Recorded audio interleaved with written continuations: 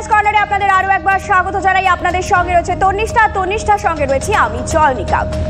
তনিষ্ঠা, মালদায় একের পর এক ঘটনা ঘটেই চলেছে, ঠিক জানা নেই পুলিশ এখানে কি ভূমিকা পালন করছে। দুলাল সরকার 1 মাস হয়নি খুন হয়েছেন, তার 12 দিনের মাথায় আপনাদের মনে আছে তৃণমূল কর্মী খুন হয়েছিলেন। আর এবার সাবিত্রী মিত্র মানিকচকে তৃণমূল বিধায়ক, তিনি অভিযোগ করছেন তাকে নাকি খুন করার পরিকল্পনা করা হচ্ছে। আমরা সরাসরি চলে যাব, বিষয়টি একটু বোঝার চেষ্টা করব, জানার চেষ্টা করব যে ঠিক কি কারণে এত বড় একটা অভিযোগ আনছেন সাবিত্রী মিত্র। শুভতোষ, ঠিক কি কারণে এত বড় একটা অভিযোগ তিনি সামনে আনছেন? কেননা মালদার মতো জায়গায় কোনো একজন বিধায়ক এমন অভিযোগ করছেন যে তাকে পরিকল্পনা করা হচ্ছে খুনের, এ তো বিরাট বড় অভিযোগ। হ্যাঁ দেখো, যে ঘটনাটা ঘটেছে, সাবিত্রী মিত্র যখন ফিরছিলেন মানিকচকের এনাদপুর থেকে মালদা শহরে, যখন তার বাড়িতে সদরঘাট এলাকাতে আসছিলেন, তখন রাস্তাতে মিল্কির কাছে যেই ঘটনা ঘটেছে সেটা সত্যিকারের উদ্বেগের। এবং এই মুহূর্তে সাবিত্রী মিত্র আমাদের সঙ্গে রয়েছেন। বলছি যে কি ঘটনা ঘটেছিল এবং যেটা এতটা মনে করছেন যে পরিকল্পনা করে আপনাকে প্রাণনাশের চেষ্টা করা হয়েছে? এটা পরিকল্পিতই ছিল, কারণ বেশ কিছুদিন ধরে আমরা দেখছিলাম কিছু আননোন ফেস লোক, যারা মালদার লোক মনে হয়নি, প্রায় মানুষকেই চিনি আমি, কিন্তু এদের চলন বলন এবং তাদের সাজ পোশাক দেখে মনে হচ্ছিল না। কিন্তু তাও ওটাকে আমি মাইন্ড করিনি, কিন্তু আমি আমাদের নিজেদের মধ্যে গল্প করেছি এটা কেন হচ্ছে জানি না, চল দেখা যাবে। কিন্তু আমার খেলা নিয়ে আমি ব্যস্ত ছিলাম এবং খেলার ফাইনাল খেলা আছে আজকে, এবং আমি কালকে রাত্রে কাজ শেষ করে আমি 9টাতে বেরিয়েছিলাম। 9:38 যখন আমি ঢুকি, তো 9:38 এসে আমি দেখলাম যে আমার গাড়িটাকে একটা গাড়ি সজোরে এসে ধাক্কা মেরে দিল, সামনাসামনি ধাক্কা মারছে একদম। ওর গাড়ির সামনে হোয়াইট একটা লাইট জ্বলছে বড়, দেখা যাচ্ছে না। আমার ড্রাইভার কেমন করে আমি জানি না আমাদেরকে বাঁচিয়ে নেয় গাড়িটা টার্ন করে এদিকে নিয়ে। তারপরে গাড়িটা চলে যাওয়ার পর গাড়িটা আর ফিরে আসে না। আমি তখন আইসিকে ফোন করি, মানে মানিকচক আইসি, যে আমি ইংলিশবার মানিকচক ক্রস করে যাচ্ছিলাম, দেখুন এই গাড়িটা আমার গাড়িটাকে ধাক্কা মেরে যাচ্ছিলো, তো এই গাড়িটা চলে গেছে, আমরা কিছু বলিনি, আপনি ধরুন তো গাড়িটা কে আছে দেখুন তো। আইসি ওয়েট করেছিলেন এবং ওখান দিয়ে কোনো গাড়ি ক্রস করেনি। তারপরে উনি দেখছেন আর কি, তখনও তার ইন দ্য মিন টাইমে আমি তখন গাড়িটা নিয়ে এগিয়ে যাচ্ছিলাম বাড়ির দিকে। হঠাৎ করে দেখতে পাচ্ছি গাড়িটা আমার গাড়ির সামনে এসছে, আমার গাড়ির সামনে এসে তার আগে একটা আবার সেকেন্ড টাইম দেখছি যে গাড়িটাকে আইসি খবর দিতে না দিতে আমি দেখতে পাচ্ছি যে সেকেন্ড টাইম গাড়িটা আবার এসে আমার গাড়ির সামনে চলে গেল, এবং গাড়ির সামনে থেকে আর সাইড দিচ্ছে না, ধাক্কা মারার একটা জায়গা, মানে ওখানে গিয়ে দাঁড়াচ্ছে। ওরা একটা ফাঁকা জায়গায় দাঁড় করাতো, মানে ওরা ওইভাবে ওরা যাচ্ছিল, ওরা সাইড দিচ্ছিল না আমাদেরকে। এবং একটা ট্রাক ছিল, ট্রাকটা খুব স্লো যাচ্ছিল। অনেক সময় ছোটো গাড়িগুলো বড় বড় ট্রাককে সাইড দিয়ে চলে যায়, আমরাও চলে যাই, ট্রাক পরের দিকে যায়, কিন্তু সেটার দিকে ট্রাকও সাইড দিচ্ছিল না, এরাও সাইড দিচ্ছিল না। এভাবে চলতে আমি যখন নিজের গাড়িটাকে স্লো করলাম, ওদের গাড়িটা স্লো হয়ে গেল। আমার গাড়ি যখন চলার চেষ্টা করলাম, ওদের গাড়িটা চলতে লাগলো, আবার স্লো করলাম। আমি বললাম গাড়িটা ঘোরাও, মানিকচকে ফিরে যাই। মানিকচকে ফিরে গেলাম। আমি ফিরে গিয়ে আবার মিল্কি আইসিকে বললাম যে একটা গাড়ি দেখান তো, গেল আপনার যখন সিসি ক্যামেরা আছে গাড়িটাকে ধরতে।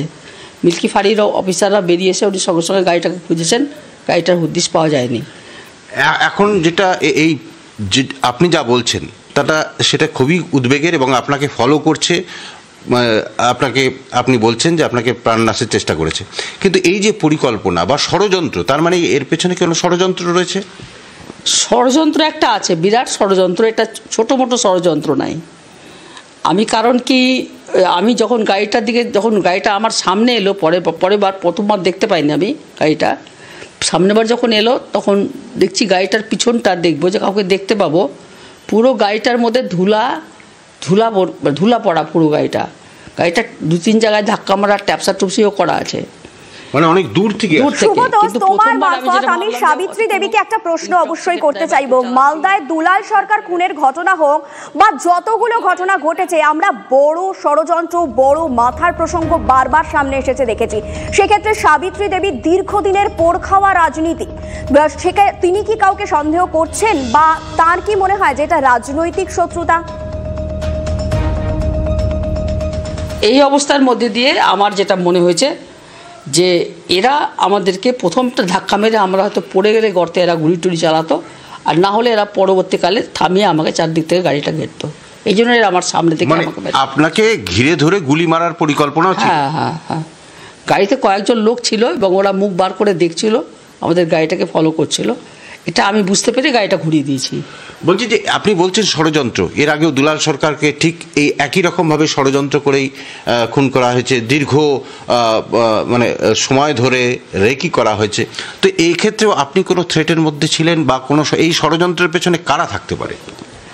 আমি কোনোদিন আমাকে মালদা জেলাতে কোনো লোক আমাকে কোনোদিন থ্রেট করবে এরকম লোক নাই, এবং আমাকে কোনো লোক এরকম ষড়যন্ত্র করে মার্ডার করবে এরকম লোক নাই, আমাকে করতে চায় না। আমার কোনো রাজনৈতিক শত্রু নাই, ব্যক্তিগত শত্রু নেই, আমার সাথে কারো কোনো লেনদেনের হিসাব কিতাব কোনোদিন জীবনে নেই।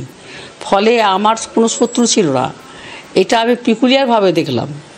এটা কেন করছে, কী জন্য করছে, এর পিছনে কারা, কে এটা আছে, এটা কিন্তু কালকে আমি খুব কনফার্ম যে এই গাড়িটা নিয়ে যারা আমাকে মানে মারছিল কালকে, তারা একটা কোনো ষড়যন্ত্রের শিকার, তারা এখানকার লোকাল লোক ছিল না। এটা কি কোনো রাজনৈতিক ষড়যন্ত্র? রাজনৈতিক হবে কি না, ব্যক্তিগত ষড়যন্ত্র, ওরা কে কীভাবে আমাকে মারতে চেয়েছেন আমি বলতে পারবো না।